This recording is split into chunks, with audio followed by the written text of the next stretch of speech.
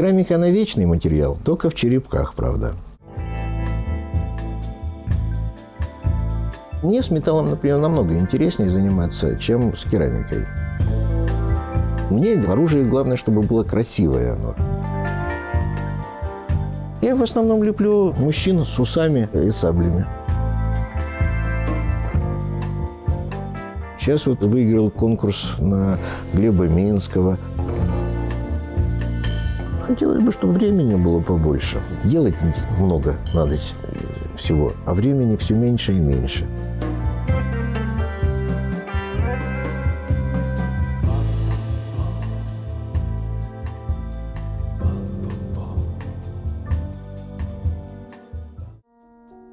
Когда-то давным-давно в городе Кирово-Баде, когда мой папенька там героически служил,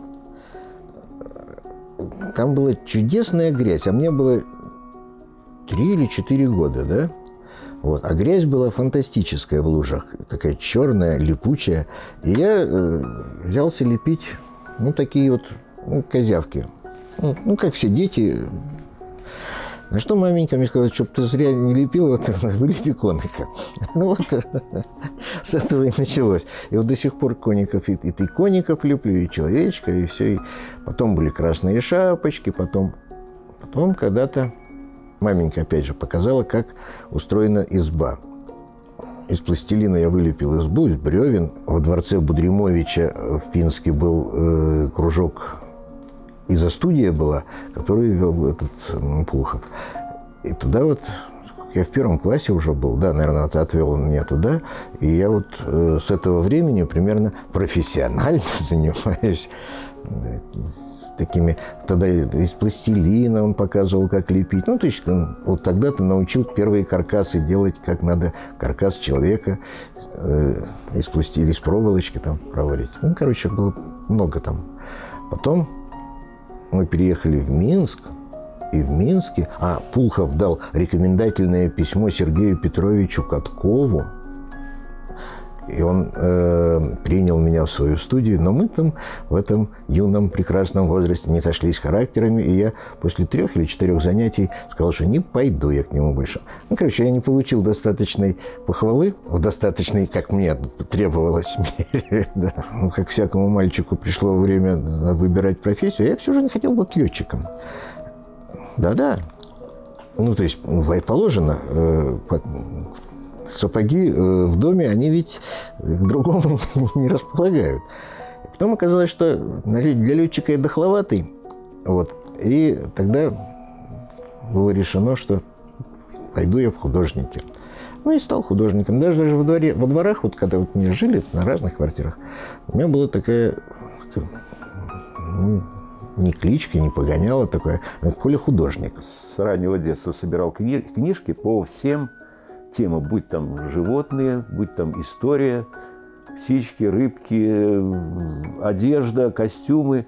Он же очень много занимался книжной графикой, а для этого надо материалы какие-то. Это сейчас хорошо в интернете, любой вопрос набрал, вот тебе и все. А тогда было тяжело. И поэтому к нему художники ходили, как в библиотеку. Вот мне надо это, может, у тебя есть, может, у тебя есть. И сейчас еще и тогда заходит по старой памяти. Так как я очень умел рисовать всяких человечков, веселых и смешных, я отправился в Авгик. Я даже такой фильмик маленький снял. Минут, наверное, на 3. В приемной комиссии сказали: молодец. Только у нас... Ты откуда? Из Беларуси. Ой, говорит, парень, говорит, у нас тут киргизов Ровстока. Еще и ты со своей из Белоруссией. Куда? Слушай, иди к Образцову. Тут недалеко. Он тоже набирает себе в театр. Я сказал: нет, я не хочу к Образцову. Я не люблю кукольный театр. Вот почему-то мне не нравились театральные куклы. Тогда я расстроился и приехал, поступил здесь на керамику и обучился. И наделал очень много. На вступительных экзаменах рядом со мной стоял красивый, обаятельный, невысокого роста человек. И мы, в общем-то, все экзамены находились почему-то все время рядом. Вот. И я интересуюсь, как он там работает. Это же, естественно, экзамены. Есть какая-то такая конкуренция. Вот. Я заметил, что, боже, это талантище какое-то. С Валентином Приешкиным мы были в одной группе. И вот занятия кончались в 5 часов, и мы уходили из института где-то около часа ночи. Вот у нас было, делать было чего. Глина была, и сидишь и лепишь. И на просмотры, когда мы выставляли, было чего выставлять. Короче, там... После этого, говорят, таких людей больше не было в этом институте. Я и в керамике занимался скульптурой всю жизнь.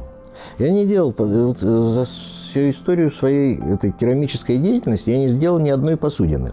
Вот как зачет, когда сдавали по гончарному делу, я выкрутил кружечку, преподаватель у нас был Гринович Владимир Викентьевич. Я вытащил эту кружечку, приклеил к ней ручечку, срезал с гончарного круга, поставил, и все. И больше не садился никогда. Мы оказались в очень дружной группе, где все очень хотели учиться. И поэтому он, во-первых, был прекрасным, то есть был он и до сих пор прекрасный рисовальщик. Вот, поэтому я, будучи студентом, может быть, еще таким начинающим, многому училась у него. Еще в керамике он был такой вот это тонкое, такая где-то не могу сказать, что просто реалистичные там изображения. Они все с большим интеллектуальным наполнением. И вот эта вот техника, эти умения, которыми он владеет, скульптурными возможностями, чувством формы, объема, характера.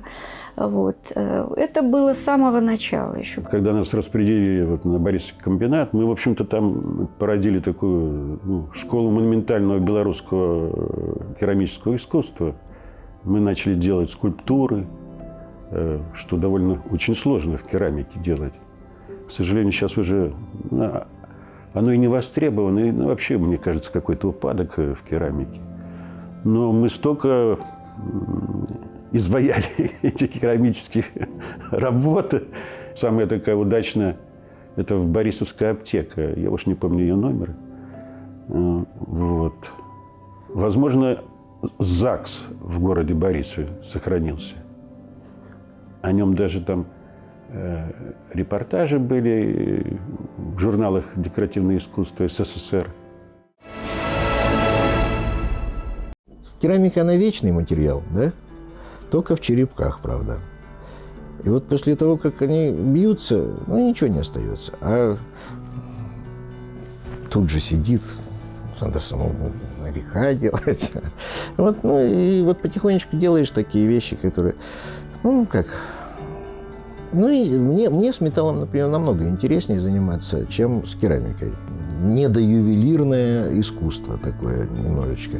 Знаете, мне вот очень нравятся художники времен прерафаэлитов, да, когда сделанные такие вещи, придуманные с массой кодировок каких-то там, такое вот,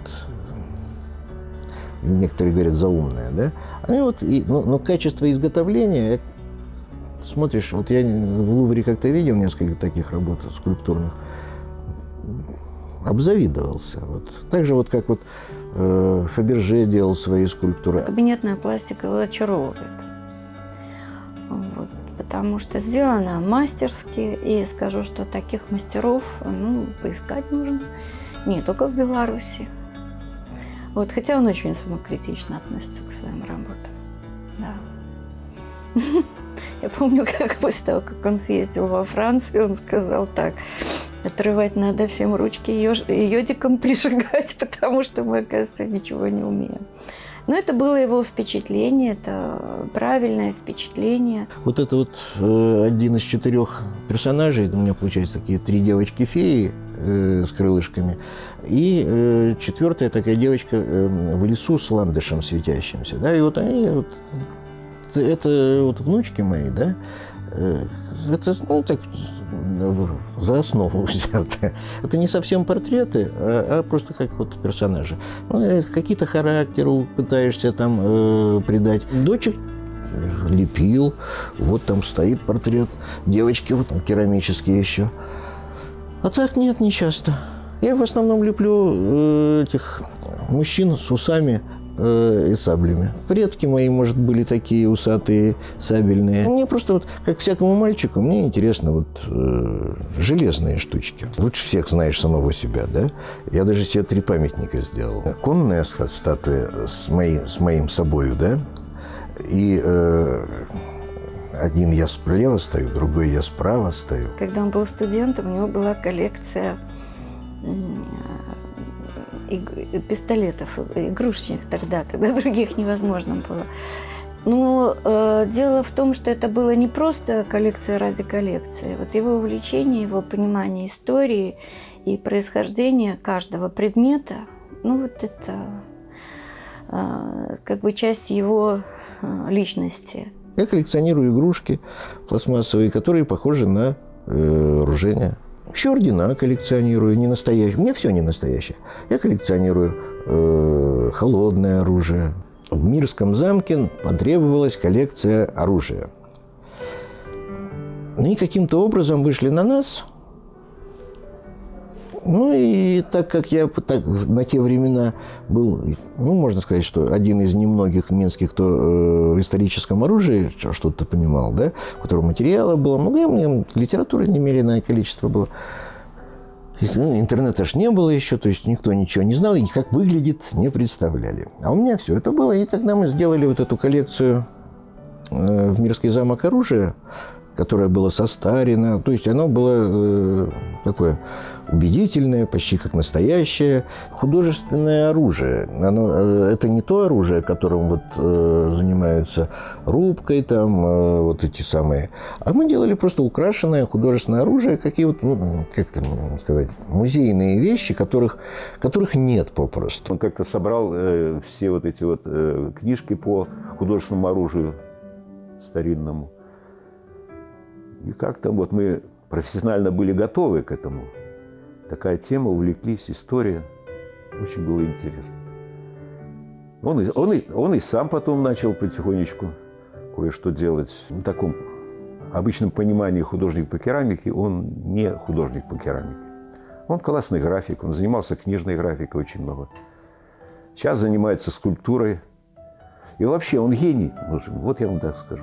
У Гальбейна есть эскиз кинжала, который он рисовал для Генриха, короля английского, да? И вот все это я пытаюсь Юру Гудиновича замучить. Давай сделать вот там эскиз готовый, вот там со всякими штучками, дрючками, там с десяток персонажей бегает по этой рукояти. Клинок там неизвестно какой, а рукоять и ножны изображены. И вот это вот, ну, очень интересно, вот такие задачи ставить. Вот мне, например, в этом самом во всем, в оружии главное, чтобы было красивое оно. Вот эти вот композиции, вот, которые стоят, это мы их делали довольно долго, потихонечку, свободное от основной работы время. И вот сейчас в этом году, может, получится выставка небольшая, 5 композиций. Это уже совместная работа наша. Художественное оружие и кабинетная скульптура. То есть это тема, которой у нас в Беларуси вообще никто не занимается. В советские времена это вообще называлось мелкотемье. Те жанры, в которых он работает, они не разделяются. Это всего лишь векторы. Он очень личность многовекторная. И любой вектор ему доступен. Поэтому я не могу отделить отдельно, что мне там больше впечатляет, графика или его оружие. Он все делает с большой любовью, с большим умением. И вот я, как уже сказала, что вот эта интеллектуальная составляющая, она есть во всем. То есть нет ни одной случайной детали, нет ни одного случайного стилистического решения. Говорят иногда студенты там, я делаю просто бабочку. Ну, никогда не будет просто бабочки. Это будет вот бабочка, там, Аполлон или еще что-то. Просто цветочка тоже не будет, потому что даже если он делает венок там для купалин, это для этой девушки, то даже тот венок из тех цветов, которые в этом венке, это будут конкретные, реальные, тоже изучены. Это не будет просто там какие-то штучки. Вот просто штучки он никогда не делал. Пока ты делаешь одно, думаешь уже о другом. Здесь механическая работа, она тихонечко делается. А головой потихонечку думаешь, как делать этого Глеба. Что, как надо там, надо сплести кольчуги квадратный метр.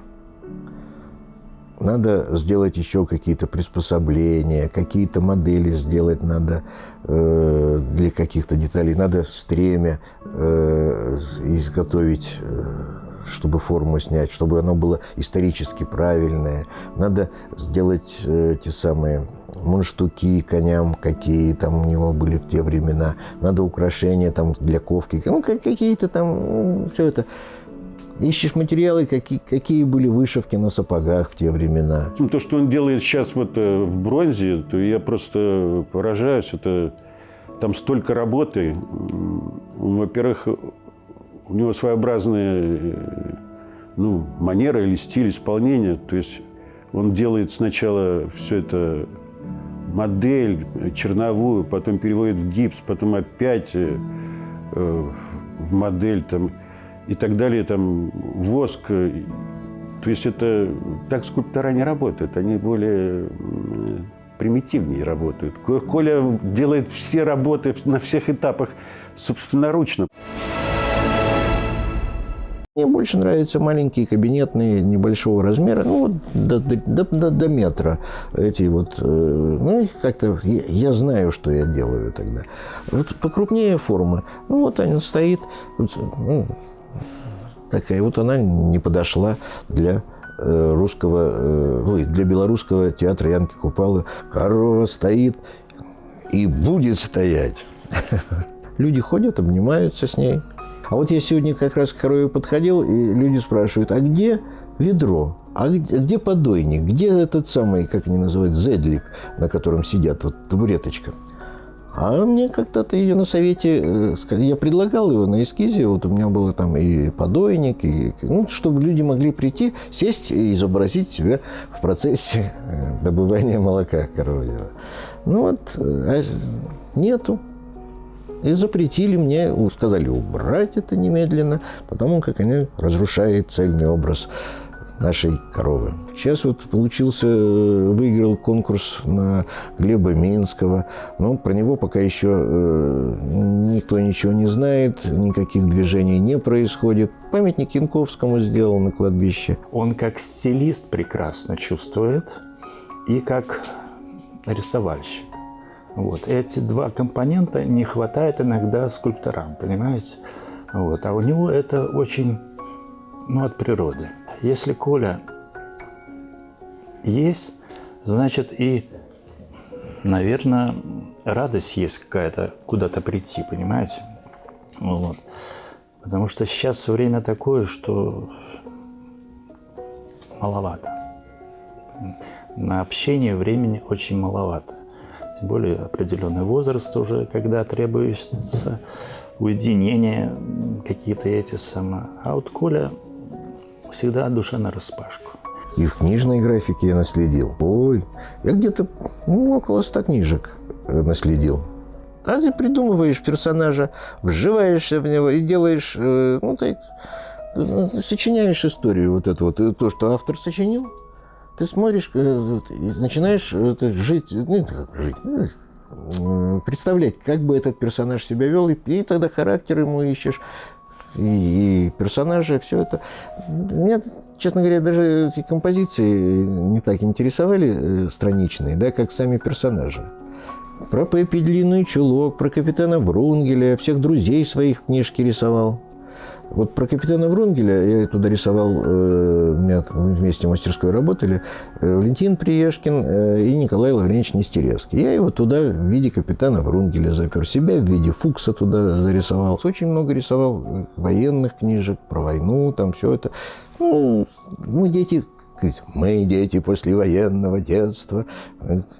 Все разбираемся в оружии. Без работы он просто не существует. Вот это человек, который ежедневно работает, ежедневно. И дай бог ему успевать вот это все. Как бы хорошо, если бы их там разделить на 3, 4, 5, 6 частей одновременно, он может сделать еще больше. Прекрасно. Прекрасно знает историю, как оружие, как костюмы. У него жена Леночка очень прекрасные куклы делает. Вот, и они, тандем такой у них замечательный. Вот, и все это как в энциклопедии у него есть. Мне очень нравились, вот, ну, как всякому мальчику, солдатики, да. Друзья вот мои мальчишки были. У них они пластилиновых солдатиков все лепили, потом мы их в окопы и там кирпичами их бомбили. Но так как я решил, потом делал этих самых резиновых солдатиков вырезал, знаешь, он от кирпичу не так подвержен.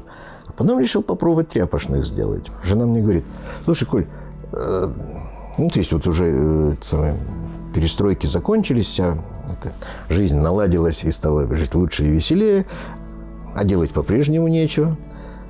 Как всем художникам, ну, давай кукол делать. Давай. И решили сделать мы тогда с ней кукол таких, как правильные вот фарфоровые ручки от локтей, ножки от коленок и голова с шеей и кусочек грудной клетки, остальное тряпочное.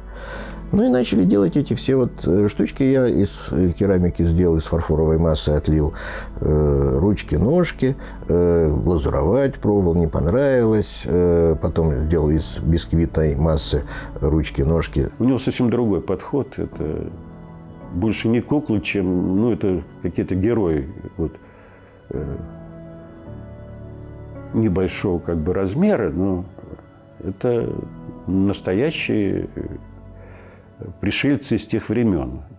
Потому что там все как бы настоящее, только маленькое. У керамических кукол есть одна не очень хорошая такая особенность. Отбиваются пальчики, вот так вот получается. И потом считай, что это уже калека. Даже если ты его приклеиваешь, а след он никуда не исчезает. Ну, и тогда решил из пластмассы отливать этих самых. И тогда, ну, то есть вот... А потом жена обшивала их, то есть вот изучила все, как они называются, выкроечные дела. Это тоже же интернета еще не было. Это надо было найти все в книжках каких-то. Ну, перекопано было немеренное количество материала, чтобы найти выкройки корсетов, панталон, рубах, мужских рубах. И кавалеров, естественно, со шпагами надо делать, потому как, ну, не могу я, чтобы мужчина стоял, и у него ничего на поясе не висело. Вот, ну, и вот я делал и в доспехах, и со всякими шпагами, и с тростями. Ну, очень серьезно. А дамам уже, ну, тоже ж нельзя даму оставлять. И дамам тогда надо лорнеты делать. В Несвежском замке стоит 4 куклы. Как это называется? Пара коронных и пара литвинских. У него столько идей всегда, столько идей, что тяжело их выполнять. Он объективен, невзирая ни на какие-то эти самые окружающую среду, что ли. Хотелось бы, чтобы времени было побольше. Делать много надо всего, а времени все меньше и меньше. И мой отец тогда мне сказал, если ты чем-то занимаешься, то старайся это делать как можно лучше. Старайся быть среди первых. Ну вот я всю жизнь и стараюсь.